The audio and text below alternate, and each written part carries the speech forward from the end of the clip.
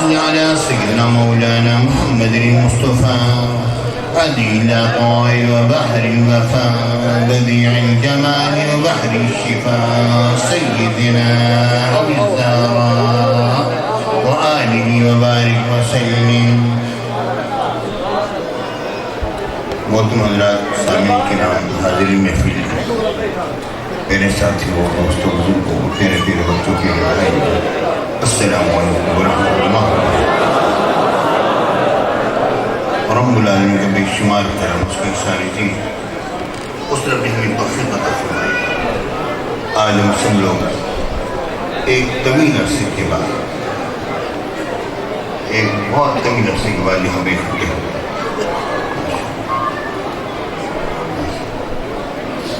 ورنہ میں آپ کو یاد کر رہا تھا راستے میں.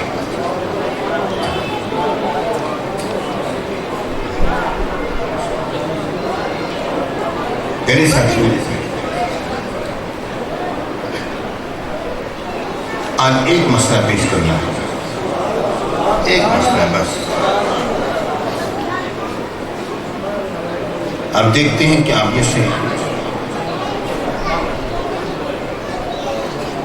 کتنے اشخاص اس کو صحیح طور پر سنتے ہیں اور یاد رکھتے ہیں.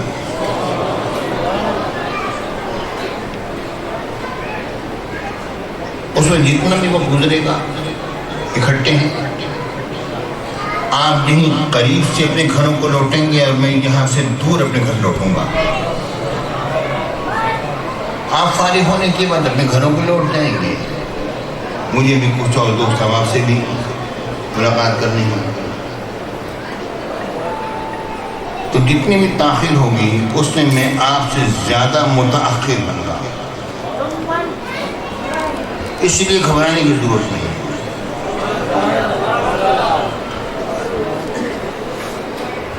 میرے ساتھیوں، آج کل دنیا بہک رہی ہے، بہت زیادہ بہک رہی ہے. ہمارے نوجوانوں کو بہکانے والے بے شمار لوگ نیٹ پر آئے ہوئے ہیں، موبائل میں آئے ہوئے ہیں. ہمارا ایک نوجوان، ہمارا ایک بیٹا، ہمارا بچہ، ہماری بچی، ہماری بیٹی، ایک ہی وقت میں اس کا کوئی بھی عقیدہ نہیں ہوتا ہے. تازیانہ اصل میں یہ ہو گیا، اس نے ہر ایک کو سنا اور اپنا ایک نیا عقیدہ بنا لیا ہے.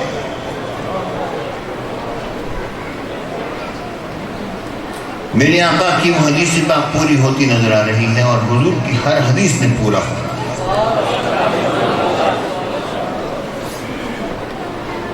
کہ سماج اعظم میں دراڑیں پڑیں گی اور فرقے بنتے چلے جائیں گے. اے سنیو، یہ تمہارے ہی بکھرے ہوئے لوگ ہیں جو اور جگہوں پر تمہیں نظر آتے ہیں. آج فقط ایک مسئلہ پیش کروں گا اور کوشش کروں گا کہ میں اس کو مکمل طور پر بیان کر دوں. جب تک میں یہاں پر داخل نہ ہوا تھا مسجد میں، میرے ذہن میں یہ تصور نہ تھا. جب میں حاضر ہوا اور اس دروازے سے اندر آنے لگا تو آپ لوگوں کو دیکھ کر میرے ذہن میں خیال آیا، آج کس موضوع پر بولا جائے. اچانک میرے ذہن میں خیال آیا کہ وسیلے پر بولا جائے.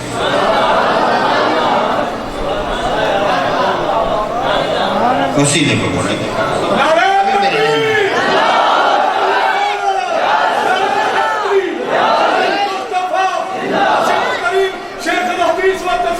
حضرت علامہ صاحب سید محمد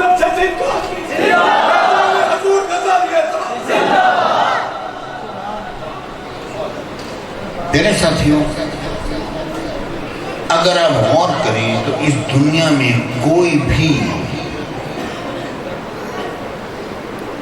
ایسا شخص نہیں جو وسیلے کا انکار کرتا ہے، چاہے مسلمان ہو یا غیر مسلم. مسلمانوں میں بھی کوئی شخص ایسا نہیں جو کہ وسیلے کا انکار کرتا ہے. یہ الگ بات ہے کہ کوئی کسی صورت میں مان لیتا ہے، کوئی کسی صورت میں مان لیتا ہے۔ قرآن مجید فرقان حمید رب العالمین نے شاہ فرمایا وَابْتَغُوا إِلَيْهِ الْوَسِيلَةَ، اللہ کی طرف وسیلہ پکڑو۔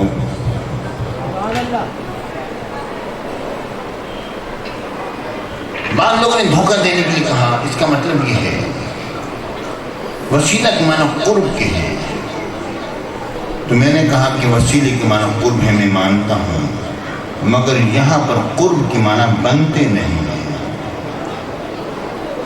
وجہ یہ کہ فرمان ہوتا ہے وَابْتَغُوا إِلَيْهِ الْوَسِيلَةَ، اس کی طرف وسیلہ پکڑو۔ اب اس کی طرف قرب پکڑو بات نہیں بن گئی، یا تو ہوتا نا وَابْتَغُوا الْوَسِيلَةَ، اللہ کی قرب کو پکڑو، معاملہ ختم ہو جاتا۔ الہ طرف کچھ بتلا رہا ہے، وہ یہ بتا رہا ہے کہ اللہ کی طرف پکڑنا ہے وسیلہ۔ اگر اللہ کے قرب کو پکڑا ہو کا اگر ذکر ہوتا تو الہ کا لفظ نہ ہوتا۔ مطلب یہ ہے کہ کوئی ہے جسے اللہ کی طرف وسیلہ بنایا جا رہا ہے۔ جب اتنی بات سمجھ آ گئی، اب جماعتیں دو ہو گئی، میں اختصار بھی لوں گا، جامعیت بھی لوں گا انشاءاللہ باذن اللہ تعالیٰ عز و جل۔ اب جماعتیں دو ہو گئی، ایک جماعت وہ ہوئی جو کہتی ہے اعمال صالحہ وسیلہ، ان کی دلیل بخاری شریف کی مشہور حدیث ہے، میرے آقا سرکار مدینہ صلی اللہ علیہ وسلم نے فرمایا۔ اب عربی عبارت پڑھنے کا وقت نہیں ہے کیونکہ موضوع میں نے طویل لے لیا ہے، اب میں شارٹ کٹ انداز میں چلتا چلا جاؤں گا۔ ٹھیک ہے، اس کا نام اس کی وجہ سے اس میں آواز پیدا ہو رہی، آواز میں گڑبڑ ہوئی تھوڑی سی، نہیں صحیح آ رہی آواز آپ کو؟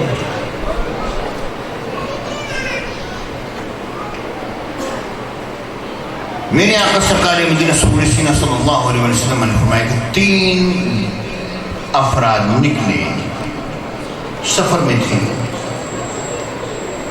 حدیث پاک کے انداز سے معلوم ہوتا ہے کہ پہاڑی سفر، اچانک نیندیں انہیں آ لی، بارش نے انہیں آ لی، اور یہ بات ذہن میں رکھو کہ پانی میں بڑی قوت اور طاقت ہے۔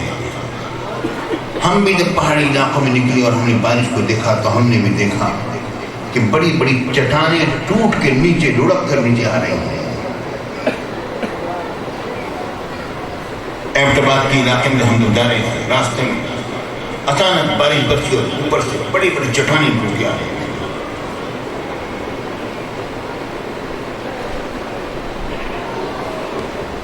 ایک چٹان ایک بڑا پتھر ٹوٹا،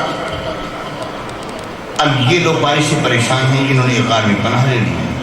اچانک یہ پتھر آیا اور غار کے دہانے پر آ کے فٹ ہو گیا۔ اب ان تینوں افراد نے کیا سوچا، اپنے اپنے اعمال کو یاد کرو، جو جو نیکیاں کی ہیں، رب کی بارگاہ میں اس کا وسیلہ پیش کرو۔ ایک شخص نے کہا یا اللہ، اے میرے پروردگار، میرے بوڑھے ماں باپ، میرے بوڑھے ماں باپ، چھوٹے چھوٹے بچے، چند بکریاں میرے پاس، چرا کر لے کر آیا کرتا تھا اور شام میں اس کے دودھ سے اپنے بوڑھے ماں باپ کو اور اپنے بچوں کا پیٹ بھر پالا کرتا تھا۔ ایک مرتبہ آنے میں تاخیر ہوئی، میرے بوڑھے ماں باپ سو گئے، میں ان کو پہنچا، میں نے دیکھا بوڑھے ماں باپ سوئے ہوئے ہیں۔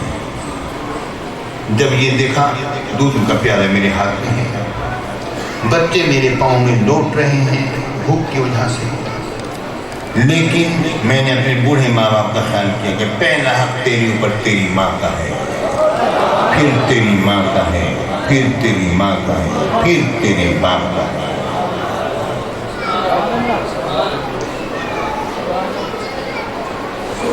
یا اللہ، میں نے میرے بوڑھے ماں باپ کا خیال کیا، پیالہ میرے ہاتھ میں ہے کہ انہیں پلائے بغیر بچوں کو کیسے پلاؤں؟ دودھ کم پڑ گیا پھر کیا بنے گا؟ صبح ہو گئی، پہلے ان کو پیش کیا، بعد میں اپنے بچوں کو پلایا۔ یا اللہ اگر تیری رضا کی خاطر یہ کیا ہے تو اس پتھر کو ہٹا دے اور ہمیں آسمان دکھلا دے۔ اچانک پتھر سرک گیا۔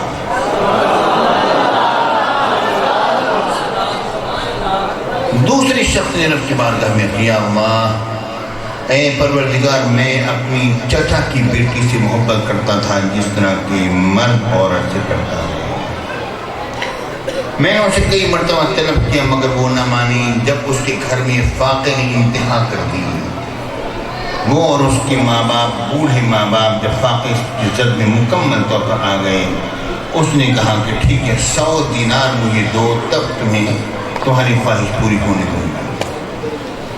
کہتا ہے کہ اس نے کہا یا اللہ میں نے جیسے کیسے کر کے 100 دینار جمع کیے، میں نے اس کے ہاتھ میں تھمائے، اور جب میں نے ارادہ کیا اس نے کہا کہ اس مہر کو بغیر حق کے نہ توڑنا۔ یا اللہ میں پیچھے ہٹ گیا، اگر تیری رضا کی خاطر یہ کیا تو اس پتھر کو ہٹا دے۔ پتھر اور صرف تیسرے شخص نے کہا یا اللہ میرے پروردگار، میں نے ایک شخص کو مزدوری پر رکھا، چاولوں کی کچھ میں نے مقدار مقرر کی، اتنی دوں گا چاول۔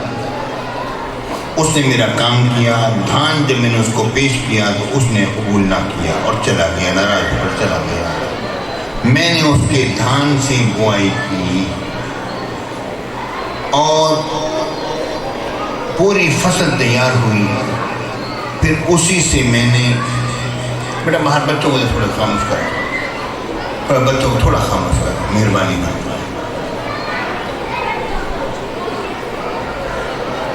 پہلے سب سے میری بات سن لیا، اے میرے پروردگار، پھر میں نے اس سے غلام خریدے، گائیں خریدی۔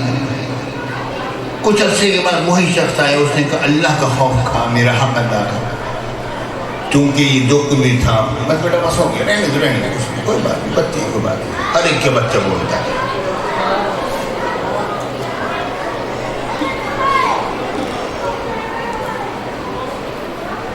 اے پروردگار، میں نے اسے کہا کہ چونکہ اسی کی دھان سے سب کچھ ہوا تھا، یہ سب تیرا ہے، لے جا۔ اس نے کہا کیوں مجھ سے مذاق کرتا ہے؟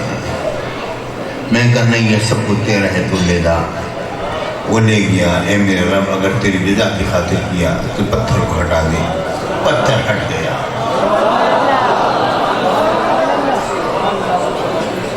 پتھر ہٹ گیا۔ وہ باہر نکل آئے، میرے آقا نے فرمایا پتھر ہٹ گیا۔ ہمارے صالحہ وسیلہ ہوتے ہیں۔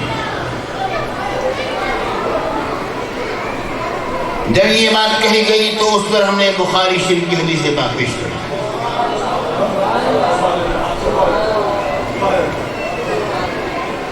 ہم نے کہا ہمارے صالحہ کے وسیلے ہونے میں ہمیں انکار نہیں ہے، مگر جو ہمارے صالحہ کر کر کے صالحین بن گئے ان کے وسیلے کا انکار کیوں کرتے ہیں؟